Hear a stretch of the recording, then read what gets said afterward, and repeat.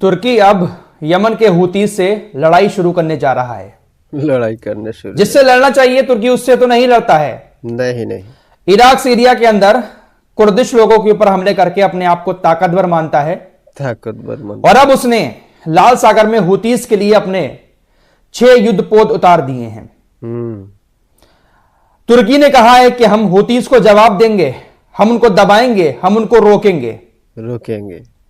दरअसल पूरा मामला यह है, मैंने आपको 2 दिन पहले बताया था कि तुर्की के राष्ट्रपति रजब तैयब एर्दोगान बड़ी बड़ी बातें कर रहे हैं कि हमने इजराइल से सारे रिश्ते खत्म कर दिए हैं, लेकिन तुर्की की कंपनी का एक जहाज बहुत तेजी के साथ माल लेकर इजराइल की बंदरगाह की तरफ बढ़ रहा था।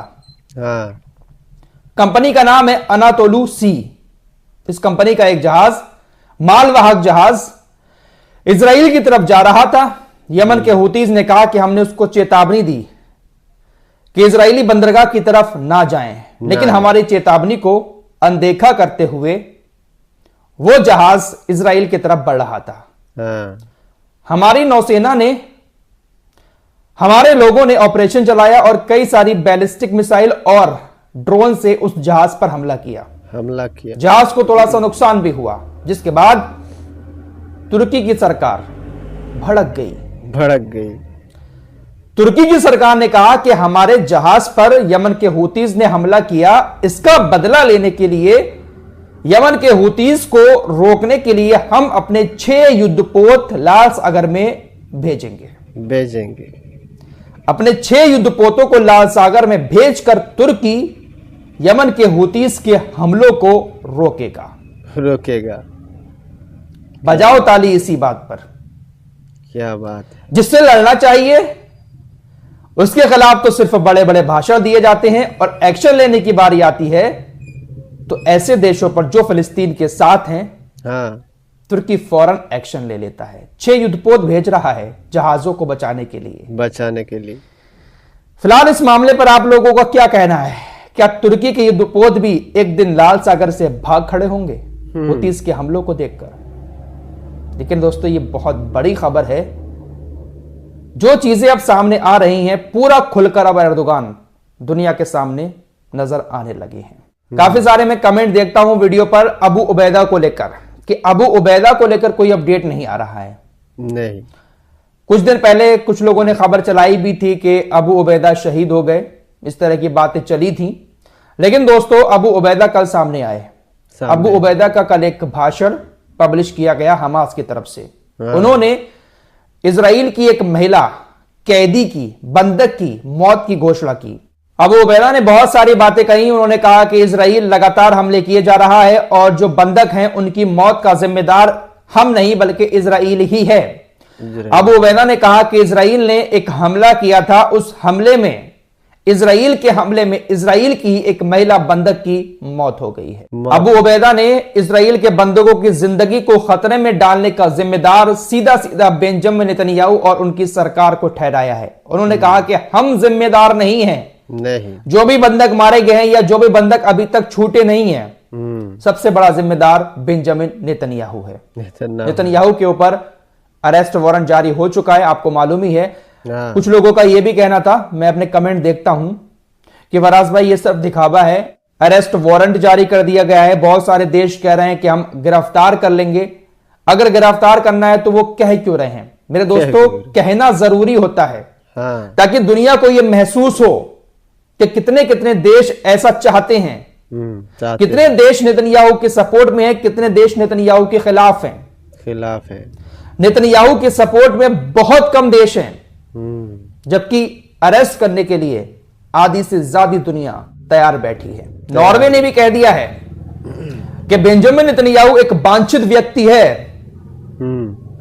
अगर ये हमारी सरजमीन पर आएगा तुरंत इसको गिरफ्तार कर लिया जाएगा। हालांकि जर्मनी ने कहा है कि जो कुछ किया है हमारे देश ने इन यहूदियों के साथ, अगर उसको भुलाकर बेंजामिन नेतन्याहू हमारी जमीन पर कदम रखते हैं तो हम उनको गिरफ्तार नहीं करेंगे। जर्मनी गिरफ्तार नहीं करेगा। इंटरनेशनल क्रिमिनल कोर्ट ने अरेस्ट वारंट जारी कर दिया है। अब 124 देश जो है वो इंटरनेशनल क्रिमिनल कोर्ट के पक्षकार हैं। 124 देश आदेश मानते हैं। जर्मनी भी है, लेकिन वो आदेश नहीं मान रहा है। नहीं। इंटरनेशनल क्रिमिनल कोर्ट ने कहा कि जो गैर देश भी हैं जिनका ताल्लुक इंटरनेशनल क्रिमिनल कोर्ट से नहीं है, वो देश भी बेंजामिन नेतन्याहू को गिरफ्तार करें। ईरान के सुप्रीम लीडर अयातुल्लाह खामेनेई ने इस मामले पर तमाम इस्लामिक देशों से एक अपील की है।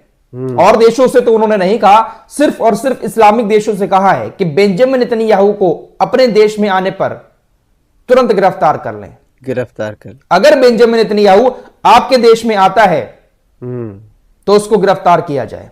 Lebanon, Iraq, Iran, Yemen, Syria, ये वो देश है जिसका ताल्लुक इंटरनेशनल क्रिमिनल कोर्ट से नहीं है। लेकिन इंटरनेशनल क्रिमिनल कोर्ट ने अब ये बात कह दी है कि जो देश हमसे जुड़े हुए भी नहीं है वो भी बेंजामिन नेतन्याहू को गिरफ्तार करें। तो अब इन देशों का हवाई क्षेत्र भी बेंजामिन नेतन्याहू के लिए खतरा बन गया है। अगर इसका हेलीकॉप्टर, इसका विमान इस एरिया से गुजरता है, इनके हवाई क्षेत्र से भी गुजरता है, तो इन देशों की सरकार को इस बात की अथॉरिटी है कि बेंजामिन नेतन्याहू को वो गिरफ्तार कर सकते हैं। अगर ईरान के एरिया में भी उसका विमान पहुंचेगा तो उसको रोककर उसको गिरफ्तार किया जा सकता है। वैसे अगर तुर्की चाहे तो बहुत कुछ कर सकता है, क्योंकि तुर्की के एयर स्पेस का इस्तेमाल ये लोग बहुत ज्यादा करते हैं, बहुत ज्यादा। देखते हैं क्या होता है। दोस्तों, आपको मालूम ही है कि इजराइल यरूशलेम को अपनी राजधानी बनाना चाहता है। अभी तो तेल अवीव उसकी राजधानी है, लेकिन यरूशलेम जहां पर मस्जिद अक्सा मौजूद है उसको अपनी राजधानी बनाना चाहता है। और कई सारे यूरोप के देश इस बात की मान्यता दे भी चुके हैं। इटली के अंदर भी इस बात को लेकर काफी चर्चाएं हुई, अदालत तक ये बात पहुंच गई। अदालत में इस मामले पर काफी चर्चाएं हुई, लेकिन इटली की अदालत ने साफ कह दिया कि हम यरूशलेम को इजराइल की राजधानी के रूप में मान्यता नहीं देंगे। अदालत ने साफ कह दिया है। हालांकि कुछ 2-4 देश हैं जो इजराइल को कहते हैं कि आप अपना परमानेंट वाला राजधानी इसको घोषित कर दें, हम अपना दूतावास वहां पर बनाएंगे, लेकिन पूरी तरीके से अभी मान्यता नहीं मिली है। ट्विटर एक्स के मालिक एलन मस्क, भाई ये भी पूरा इन्हीं की सपोर्ट में है। अभी 2 दिन पहले जब ये वारंट जारी हुआ था नेतन्याहू का, तो इसने एक बयान दिया था कि ये यहूदी विरोधी फैसला है, ऐसा है वैसा है। उसके उस बयान को रीट्वीट करते हुए एलन मस्क ने भी कहा कि अदालत ने यह फैसला यहूदी विरोध में सुनाया है। अदालत का यह फैसला यहूदी विरोधी है। इस पूरी जंग के दौरान फिलिस्तीन के अपनों ने तो साथ नहीं दिया, लेकिन गैरों ने बहुत साथ दिया है। स्पेन ने एक बार फिर से ऐलान कर दिया है। स्पेन के प्रधानमंत्री पेड्रो सांचेज ने कहा है कि $78 मिलियन की सहायता वो फिलिस्तीन को देंगे। बहुत मदद की है स्पेन ने।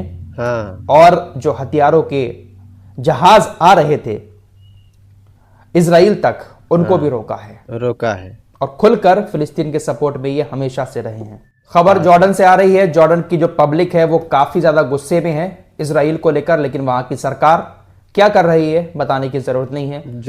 लगातार दूतावास जो है इजराइल का, वहां पर कांड होते रहते हैं। कल भी एक गोली कांड हुआ, जिसके बाद उस रास्ते को ही सील कर दिया गया। इजराइल की एम्बेसी के आसपास के एरिया को सील कर दिया। वहां पर किसी भी जॉर्डन के शख्स को जाने की इजाजत नहीं थी। लगातार यही मांग कर रहे हैं जॉर्डन के लोग कि इजरायली एम्बेसी को यहां से बंद करके इसके राजदूत को भगाया जाए, लेकिन सरकार आके बंद करके बैठी है। दोस्तों, हमारे वीडियो पसंद आए तो फॉलो सब्सक्राइब कीजिए और साथ ही साथ शेयर भी कीजिए। मिलते हैं अगली वीडियो में, तब तक के लिए अपना ख्याल रखिए। धन्यवाद।